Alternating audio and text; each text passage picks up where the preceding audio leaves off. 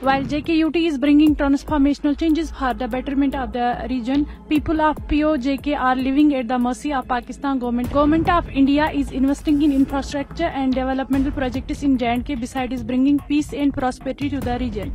Pakistan is struggling to meet its basic financial obligations and is shielding terrorist outfits to wage a proxy war against India.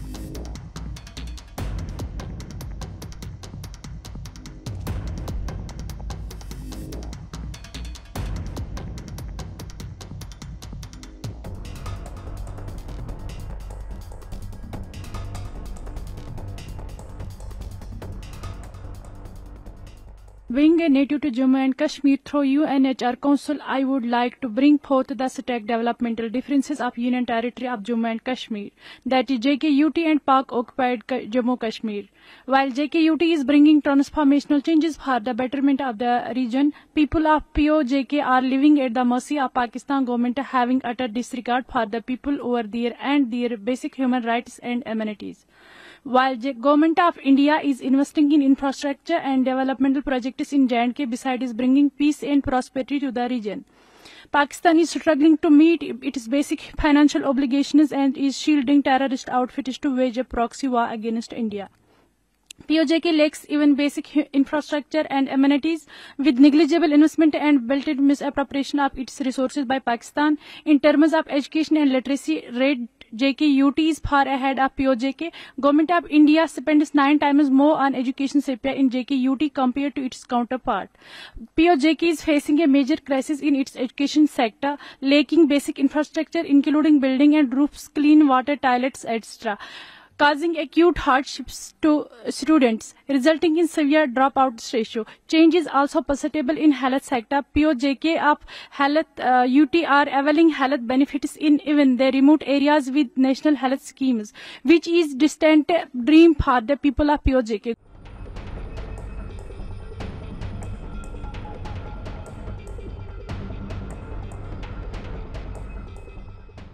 देखिए, मैं कश्मीर की उन मज़लूम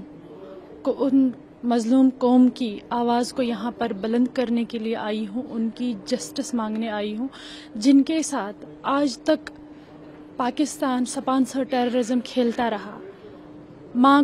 एक माँ को बेटा छीना है, एक बहन को भाई छीना है गोलियों का शिकार बना के, और एक बच्चे को माँ भी छीना है, किसी को बाप भी छीना है। तो उनकी आवाज़ बुलंद करने के लिए मैं आई हूँ कि आज 30-40 साल पहले हमें 30-40 साल तक हमें इन्होंने सुकून की नींद सोने नहीं दिया। कभी क्या डेवलपमेंट हो जाती कश्मीर में उससे पहले, रोज़मर्रा हमें वहाँ पर ये वायलेशंस क्रिएट करते थे। अगर देखा जाए तो 2-3 साल से हम थोड़ी बहुत राहत लेते हैं, मगर पाकिस्तान के टेररिज्म फिर भी बाज नहीं आते हैं। परसों ही उन्होंने वहाँ पर और एक बड़ा वाक़या अंजाम दिया है।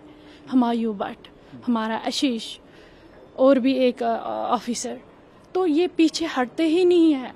ये किस बुनियाद पर आते हैं हमारे कश्मीर में और कौन से परमिशन लेके आते हैं, चोरों की तरह घुसपैठ करते हैं। कोई भी कंट्री किसी को ऐसे बर्दाश्त नहीं करेगी, उनकी कंट्री में कोई सामान लेके घुसपैठ करे और फिर वहाँ के इनोसेंट पब्लिक को मार दाड़ करे।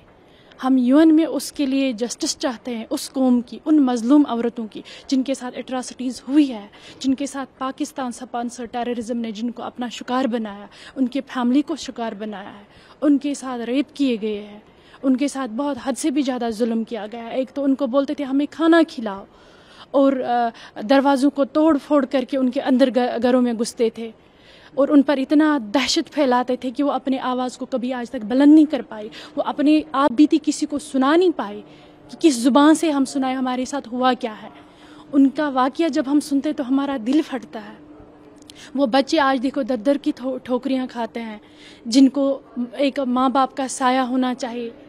उन यतीमों को उन पाकिस्तान के टेररिज्म ने उनसे पढ़ाई छीन ली है, उनको माँ बाप के प्यार का हक छीन लिया है।